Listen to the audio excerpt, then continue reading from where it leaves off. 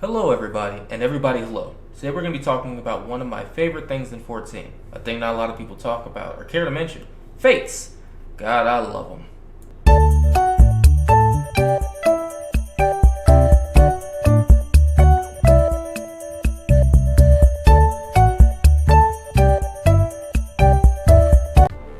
So let's get into it. What are fates? Well, fate is an acronym.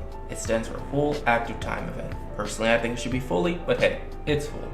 They are quick scenarios, typically battles that appear all around Eorzea, and I do mean all around. They include boss battles, escort missions, and a few other types. On completion, they grant gil, experience, grant company sales. Sometimes, they will give you items on completion at gold medal standard. Being that fates are open world events, anyone can walk in and join you, and you are essentially automatically put in a party at that point. Don't worry though, once the fate is completed, the party is disbanded, so to speak. However, you're more likely to get a higher end rewards for completing a fate with a group. However, short disclaimer, if you are indeed running Fate solo, I highly recommend you having your Chocobo, or Chocobro, as people call it, out to help with support. There are many different ways you can set up the Chocobo, but that'll be a different thing for a different video that I can get into for you guys.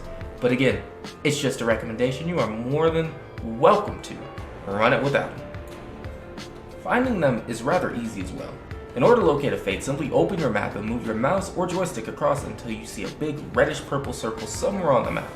Once you've found it, you can highlight it and it will tell you the level requirement of first set fate, but also tell you the time remaining to do the fate. Now, the level requirement should only even be a small issue in your mind if you are at level of the fate or the fate is above your level. Now, this may be confusing because I will talk about level sync. In fact, let's talk about that now. So say that you are above the level of a fate, well above it, say 20, 30 levels above it.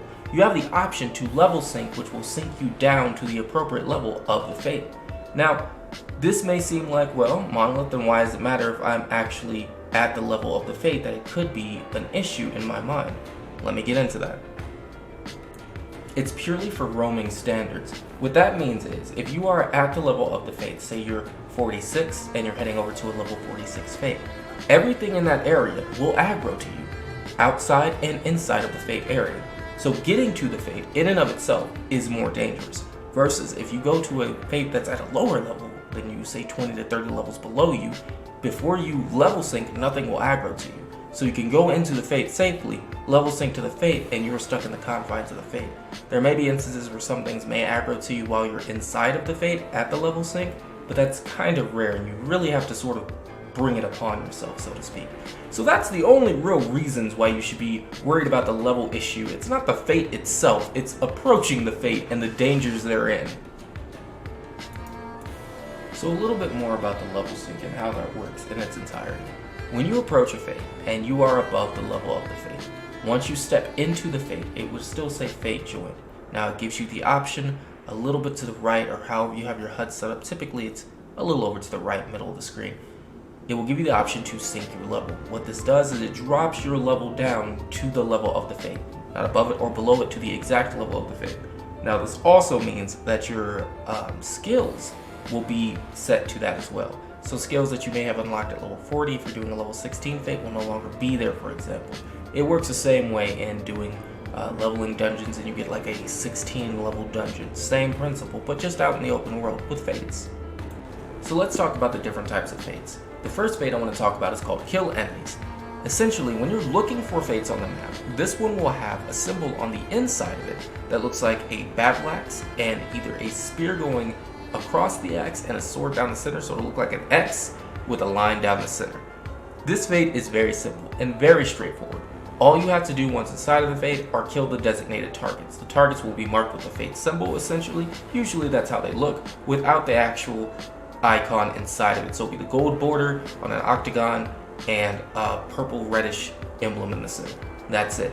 That is what the fate is. There's no like super intense thing about it. Just go in there and mop up the enemies. Sometimes there will be people there fighting with you inside of the fate, like NPCs, so to speak, and it's a simple thing to do.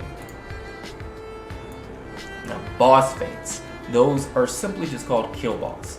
A boss fate is symbol when you look for the fate, looks like Gengar or Haunter. It's a scary face, basically, in the center of the emblem. So you have the gold border outline on the octagon and this scary face that looks like a Pokemon. This fate is very straightforward as well. You go in there and you kill the boss that's there. It's very noticeable which one it hits because it's much larger than the other creatures.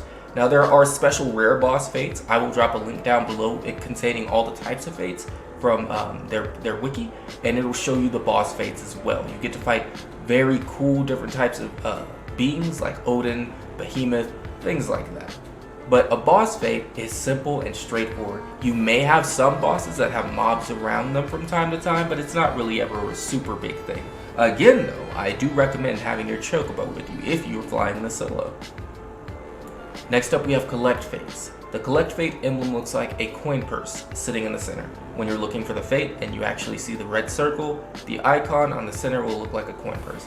This is pretty straightforward as well. Sometimes they want you to collect things that are on the map inside of the fate circle within its area. Other times they want you to collect it by killing the mobs within the fate, then picking up the items they drop and bringing it over to the designated area. Straightforward, very simple there as well. Those are collect fates. The last two may be fates that people don't enjoy as much. You have your defend fate, which you have an NPC that you or an object that you are protecting, and you have to defend it and make sure its health doesn't get low and get destroyed and or die. Those are the two things that you're pretty much going to be looking at with the defend fate. This looks like a rook from the chess, like a chess piece that's a rook, or if you wish, a tower castle holding a maiden. You understand? That's what the icon looks like in the center when you're looking for fates, and you see that. That is the defend fate. Personally, I don't run into these that often, but they do exist.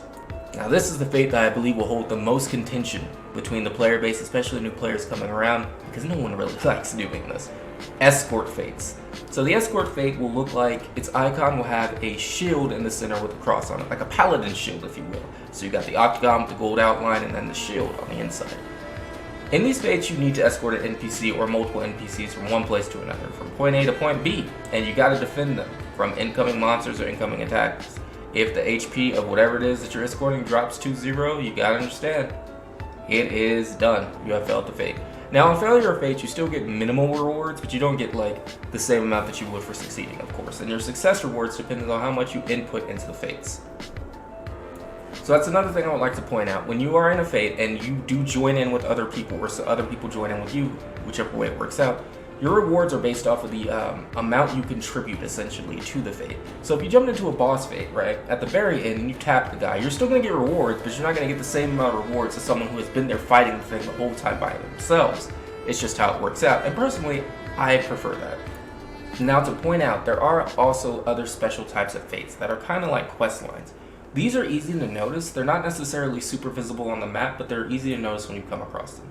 It looks like the fate symbol with the gold octagon with the fancy outline, but on the inside, it'll have an exclamation point. Now, this is not going to be on the map with a big reddish purple circle around it. It will just be at an NPC with that above their head. So it'll look like a quest. However, it will look like a quest for a fate. And this launches a quest line for set fates. Those are easily done as well. You just have to find the people to actually do them. So guys, that kind of about wraps it up for fates in general and the general information that you have about them, or questions you may have about them, I guess I should say. And the link that I will post below inside of the description, it will not only show you the fate types, the specialty fates, but it'll also show you the zones based on leveling in which you would like to go to the fates, which makes it easier for you to level. One of the reasons why I personally like fates so much is because it's an easy way to kind of grind up levels early.